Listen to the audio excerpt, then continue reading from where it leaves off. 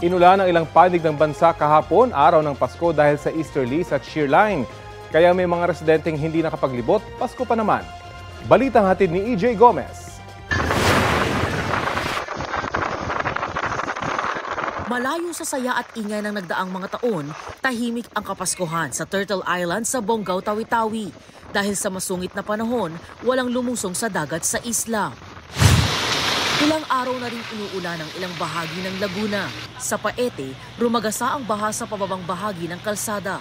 Nagpasko ring lubog sa baha ang barangay Bulihan at Batuhan sa Fami. Bukod naman sa pagbaha, nagka-landslide din sa ilang bahagi ng Quezon Province. Naitala ang mga iyan sa bahagi ng kalsada sa barangay Magsaysay sa Infanta at sa barangay Lubayat sa Rial. Tuluyan na pong nasira ang aming karsada. Ito po, wala nang makakadaan ditong malalaking sasakyan.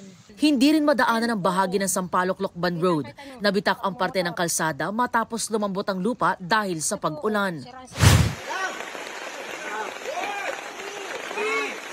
Sama-samang iniaho ng mga rescuer at volunteer ang kotseng yan sa Santa Cruz, Marinduque.